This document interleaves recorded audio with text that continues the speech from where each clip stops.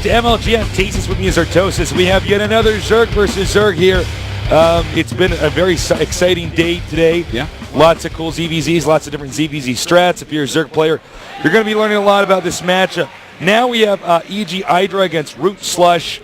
Predictions, Artosis? This is an important match, Tasteless. We're within the top 6 now. My prediction, 100% Idra. Think so? I can't fathom, after seeing Slush's games recently, I mean, he's very tricky, he's obviously very good, but his style is pure gimmick. It's completely gimmicky. Idra has been watching him, I have no doubt.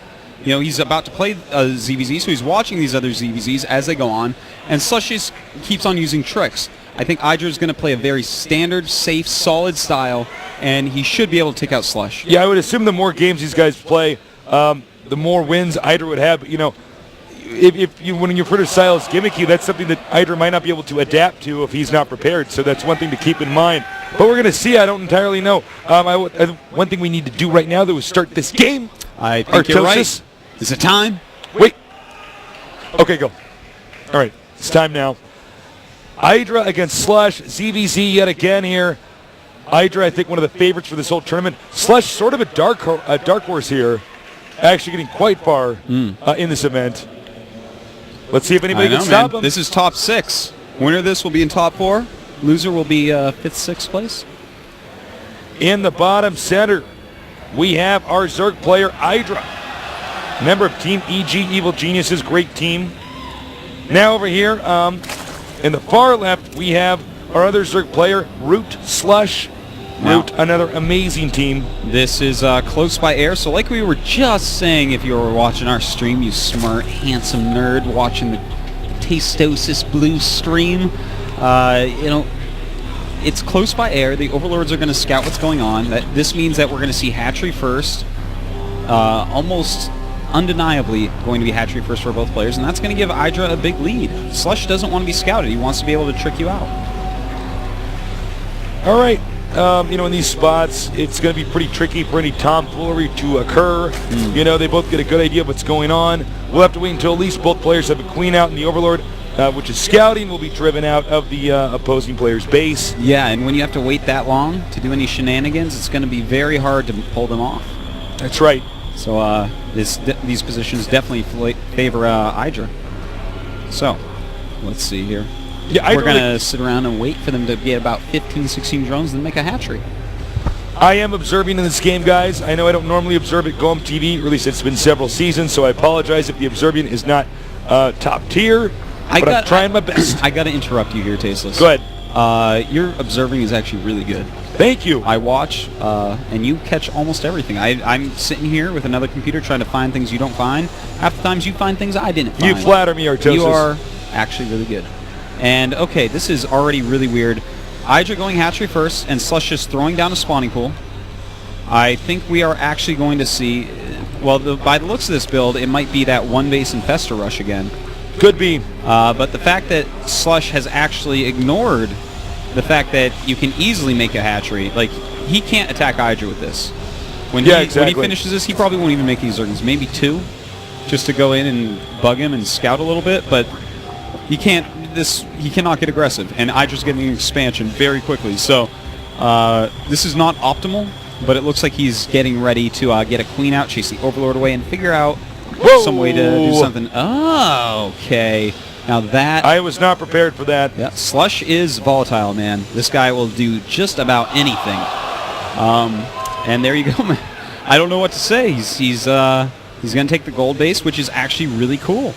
You know, I love watching Slush play. This guy's style is so unique. I never in a million years would guess I'd be casting here at MLG another Zerg versus Zerg where, you know, one Zerg is taking the gold base. I was unaware this is actually even a possible strategy to employ. Well, here's the thing. If Idra goes speedling with some Banes and scouts correctly, this is Zergs don't do this normally, Tasteless, because it is a little bit gimmicky. This is something that can be destroyed if your opponent knows how to react to it. It's just, will Idra figure out during the course of this game, because he may have never even played against this, how to react to something like this? But in theory, it's not in front of his ramp. He's going to have an impossible time against Speedlings actually defending everything. So we do see EGIdra scouting it. He sees it now. He knows. That is really good for EGIdra. Too late to cancel as well. Slush is making a ton of Zerglings right now. His speed is later than EGIdra's. Throwing up a Baneling Nest. Yeah.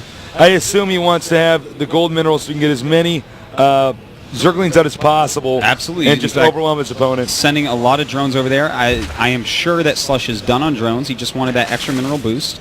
And he's making the Baneling Nest, making a lot of lings. EGIdra getting a Roach Warren. I don't know if I really like that. You know, they aren't that mobile, and it feels like, well, this guy's bases are in 2 different places. He can't defend them both. Speedlings just being so mobile can really abuse that. But we will see.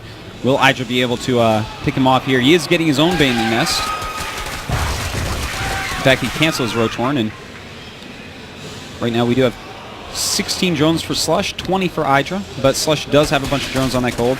And looky here, EGIdra just flanking with all those Zerglings. Does he have enough to actually fight through Slush? Slush sending more and more Zerglings. Speed finishes for him, and EGIdra has to retreat. Speedlings coming out here now. And it looks like EGIdra's going to have to retreat. You know, the longer that this gold base stays up and running for the Slush, the more ahead he's going to be, assuming he doesn't make any major blunders. That's quite true, Tasos. Now an Overlord going to be hunted down by this Queen. Throwing her poison-tipped darts. Yep. More Banelings coming here. A lot of Banelings, in fact. EGIdra's going to want to morse more. In fact, he is. He does have a couple out right there. And that Overlord, will it live, Tasteless? Looks like it will. It does indeed. Whoa! Nice job there, morphing behind the trees. And now EGIdra going to send a lot of his Speedlings off to go wreak some havoc somewhere. A lot of Banelings coming in. Oh! Oh my God! It's Slush insta quits. I was actually I didn't realize that the kills were like that, and then the camera caught me. What is it with MLG and amazing Baneling detonations? This is like the best Baneling play I've ever seen in one individual tournament. Well, you know, I'm not at all surprised that is how that game went down. It was crazy. Slush put all his Banelings in one basket, while I just split his units up. You're pretty funny, Artosis. All right, we're going to go cut to a quick commercial. We'll be back with game number 2 here with Slush against EGIdra. So don't go too far away. This is MLG.